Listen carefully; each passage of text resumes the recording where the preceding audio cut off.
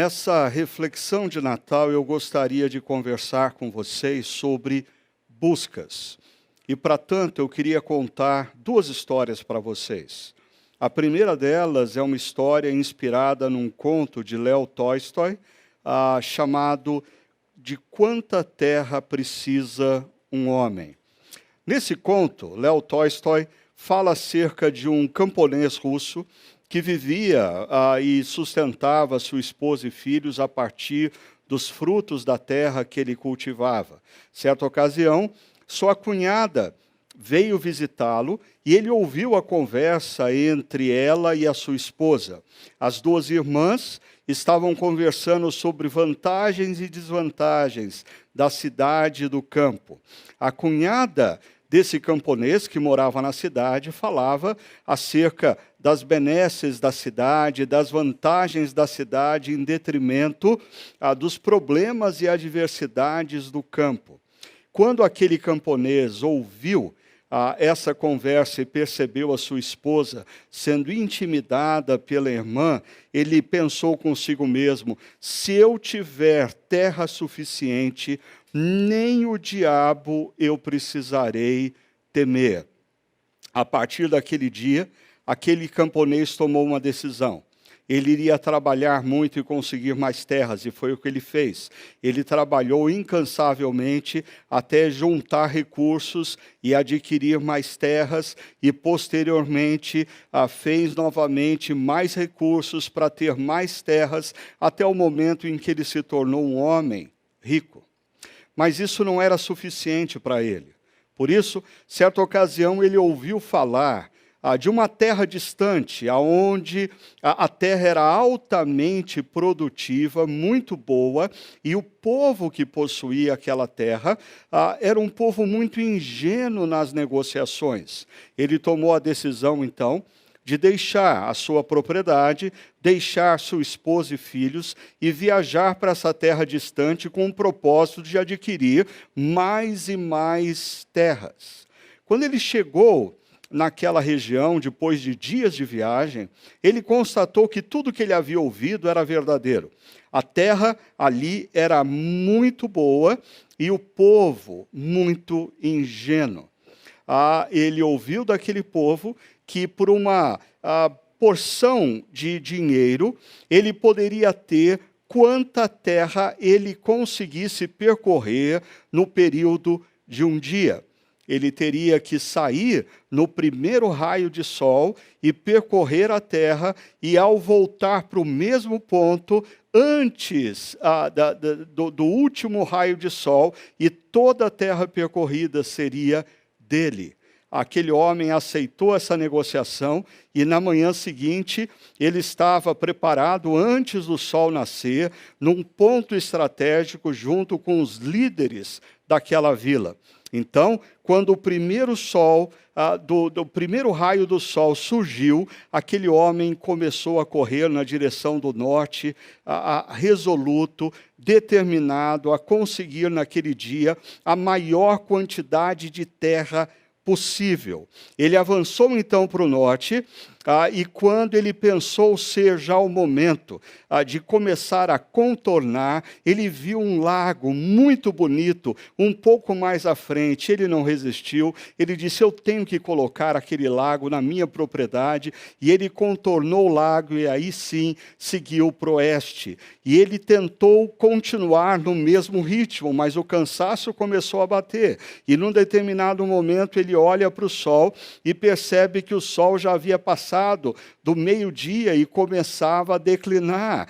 Mas ele olhou para frente e viu uma região com árvores muito altas. Ele disse: eu preciso colocar aquelas árvores na minha propriedade. E ele contornou aquelas árvores, e aí sim, quando ele olha para o céu, ele percebe que o sol começa a encostar no horizonte.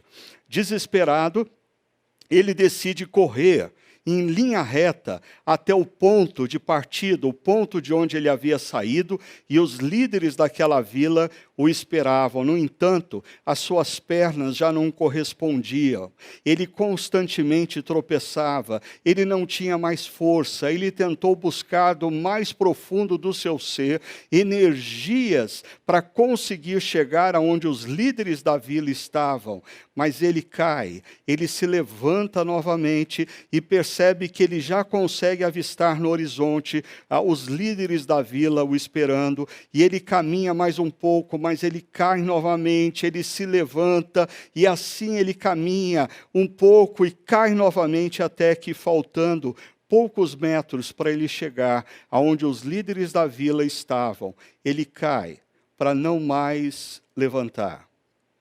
Quando os líderes da vila percebem que aquele homem havia morrido, eles preparam o sepultamento dele na manhã seguinte, numa cova que tinha 1,80 m de comprimento e pouco mais de 50 centímetros de largura.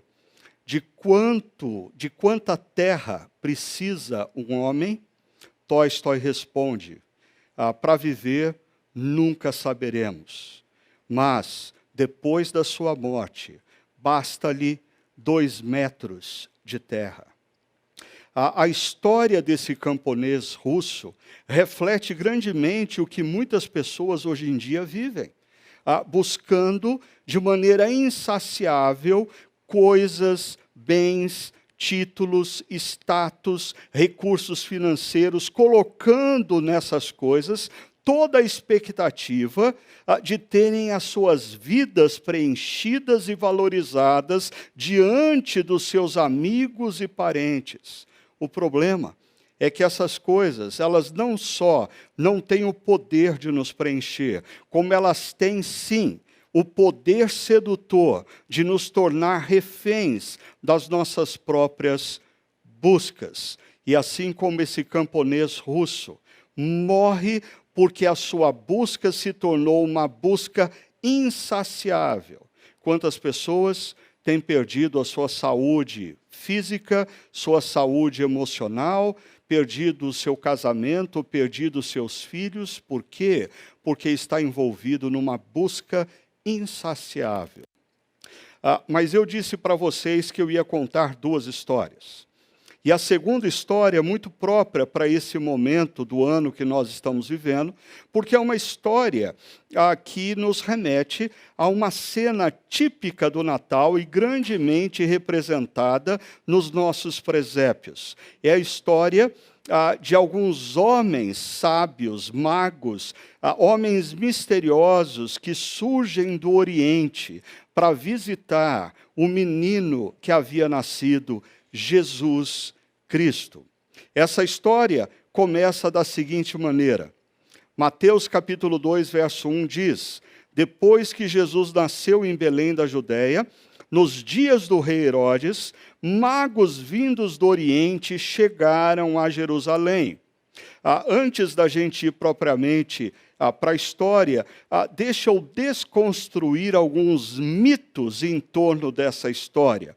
O primeiro deles é que os 3 reis magos não eram 3. Pelo menos a Bíblia não diz que eles eram 3, diz apenas que eles eram magos vindos do Oriente.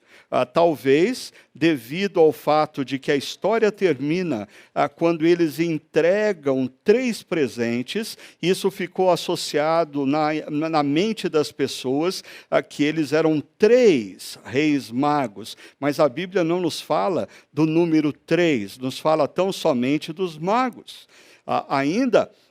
Esses reis magos, eles não eram reis, eles eram magos. Eles eram sábios do Oriente Antigo, bem possivelmente, eles eram uma espécie do que foi Daniel no Império Babilônico, uma mistura de alguém com uma sabedoria superdotada, sendo conselheiro do rei, e no caso desses magos, certamente, cultivando o conhecimento de algumas ciências e o acúmulo acúmulo de informações de outras culturas. Então, não eram três, não eram reis, e uma última coisa que eu preciso dizer para vocês: eles não chegam a Belém simultaneamente aos pastores. Por quê? Porque os nossos presépios tradicionais constantemente têm os magos e os pastores. No entanto, o texto bíblico não nos diz que eles chegam simultaneamente aos pastores. Perceba que depois deles passarem por Jerusalém e terem um encontro altamente constrangedor com o rei Herodes, porque o rei Herodes era um rei da Judéia, não sendo judeu. E esses magos, desavisados dessa situação, chegam no palácio do rei Herodes e perguntam onde que está o filho do rei, o novo rei da Judéia. Isso gera um grande constrangimento. Herodes chama os chefes dos sacerdotes e também os mestres da lei, e eles pesquisam e apontam: não, ele não nasceria em Jerusalém, nasceria em Belém. Então, Herodes, de maneira dissimulada, diz a esses magos que eles deveriam ir para Belém, localizar essa criança e voltariam para indicar para ele aonde a criança estava, para que ele também pudesse ir lá e oferecer as suas oferendas, presentes e a sua adoração. Mas não era bem essa a intenção de Herodes. E o texto, ou a história, continua dizendo assim: eles, os magos, seguiram o seu caminho, e a estrela que tinham visto no oriente foi adiante deles, até que finalmente parou sobre o lugar onde estava o menino. Quando tornaram a ver a estrela, encheram-se de júbilo. Ao entrarem na casa, viram o menino com Maria, sua mãe, e prostrando-se o adoraram. Então, abriram os seus tesouros e lhes deram presentes: ouro, incenso e mirra. Algumas coisas nesse texto confirmam o que eu disse anteriormente sobre os magos não terem chegado para apresentar os seus presentes a Jesus simultaneamente aos pastores, e nem muito menos quando Jesus ainda era um recém-nascido. Por quê? Perceba, primeiro, por duas vezes no texto nós encontramos a palavra menino, e essa palavra menino não tem conexão com a palavra recém-nascido no grego. Em segundo lugar, uma particularidade diz que eles entraram na casa. Em outras palavras, eles não entraram na estrebaria. Aquele casal, José e Maria, com o seu filho Jesus, já estavam hospedados em alguma casa em Belém, ou seja, eles chegam posteriormente. Agora, o mais importante dessa história não é qual era a idade do menino Jesus e aonde ele se encontrava. Eu acho que o mais importante dessa história é nós percebermos a atitude que esses magos têm para com Jesus. Percebam os verbos. Em primeiro lugar, diz o texto que eles, prostrando-se, o adoraram. Aqueles magos eram conhecedores de todas as culturas. Eles sabiam que quando você se curvava diante de alguém, você estaria reconhecendo que esse alguém tinha poder e tinha autoridade acima de você. E mais do que isso, eles sabiam que ao adorar uma pessoa, eles estariam atribuindo àquela pessoa a natureza divina. Em outras palavras, quando aqueles magos se curvam e adoram aquela criança, eles estão reconhecendo que aquela criança não era um mero menino. Aquela criança era o próprio Deus Criador que entrou na história. E entrou na história para se tornar o nosso Deus Redentor, quando naquela cruz morre pelos nossos erros, morre pelos nossos pecados, morre pelas nossas incoerências, das menores às mais grotescas. Eles se curvam diante daquela criança ao reconhecer que eles não estavam diante de um menino qualquer, eles estavam diante do próprio Deus que havia entrado na história para mostrar para eles o caminho da reconciliação. E uma segunda atitude muito importante e interessante que esses magos têm é que, ao se curvarem e adorarem Jesus, eles também abrem os seus tesouros. Eles colocam os seus tesouros diante daquela criança, o Deus Criador que entrou na história para se tornar o Deus Redentor. É interessante, aqueles magos haviam descoberto o que era absoluto. E diante da descoberta do absoluto, tudo se torna relativo. As suas buscas não eram mais tão significativas, porque eles haviam encontrado o próprio Deus que havia entrado na história para dar razão à vida deles e reconectá-los a Ele, o Deus Criador e Redentor.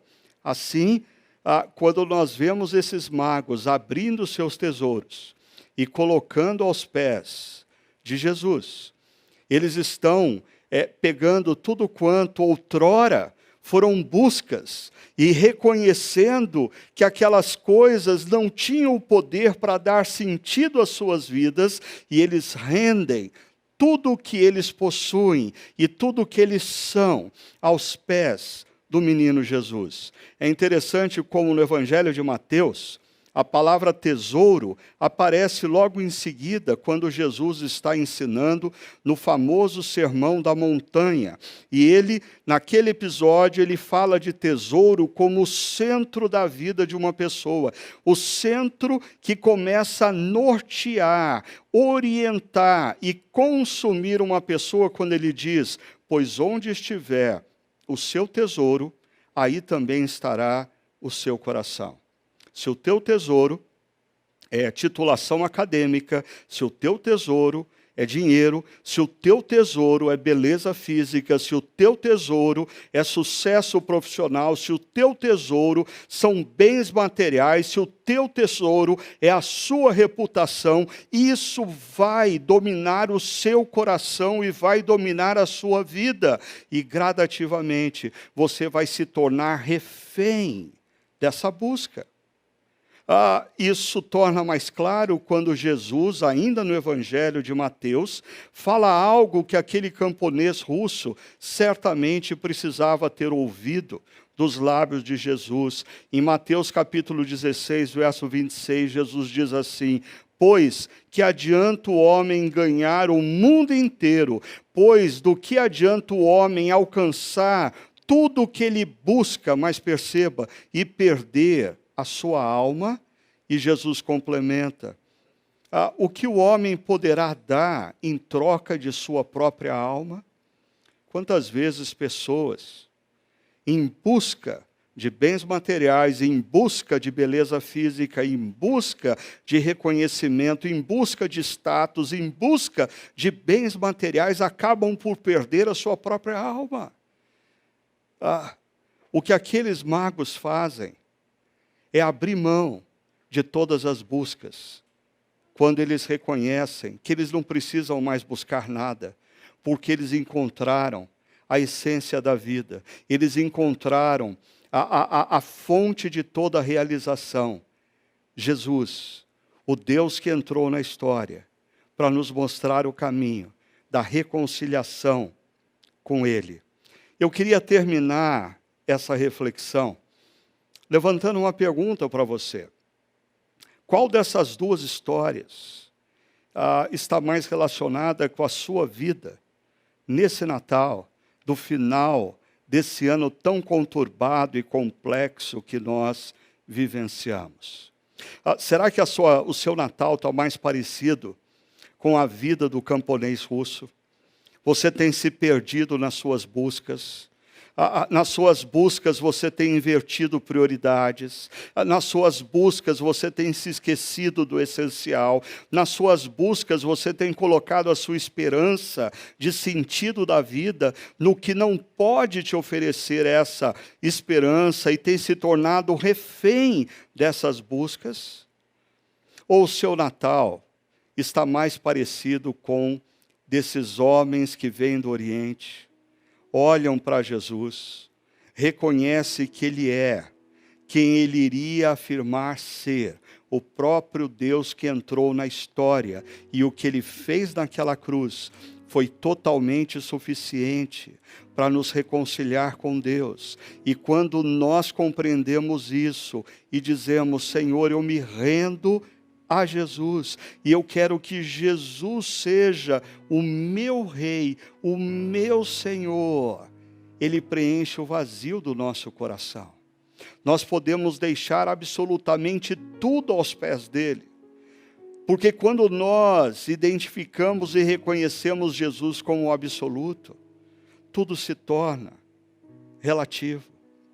Eu queria convidar você, que já conhece a mensagem de Jesus, já disse um dia que queria segui-lo como discípulo.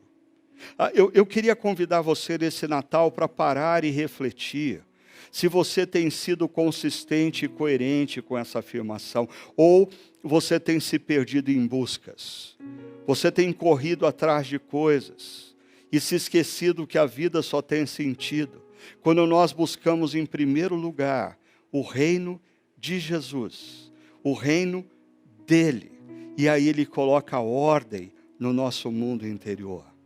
Mas eu queria falar também a você, que talvez esteja participando desse momento, a convite de um amigo ou de um parente, e nunca levou muito a sério a mensagem central de Jesus, até porque você é um tanto quanto resistente à religiosidade. Eu não quero convidar você para, nesse Natal, se tornar religioso. Por sinal, nessa história, os religiosos não vão até Belém para adorar a Jesus. São justamente aqueles que nada tinham com a religião, esses magos distantes do Oriente, que são sensíveis ao mover de Deus na história e caminham até Jesus. Eu queria convidar você, que talvez nunca tenha dado um passo mais decisivo na vida, aproveitar esse final de ano, de um ano tão conturbado que nós vivemos,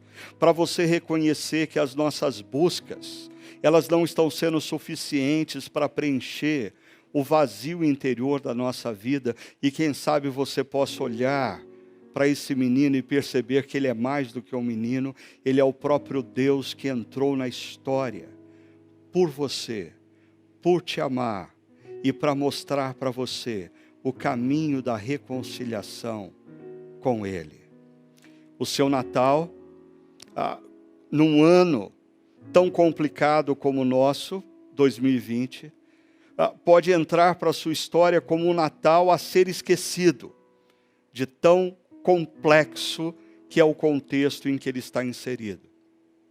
Mas esse Natal pode se tornar um Natal inesquecível na sua vida, se você se render ao menino Jesus, e fazer dele o Senhor da sua vida e da sua história. Deus abençoe, e que ao se render a Jesus, você tenha não apenas um Feliz Natal, mas você compreenda pela primeira vez na sua vida o verdadeiro sentido do Natal, Jesus nascendo no nosso coração. Deus te abençoe.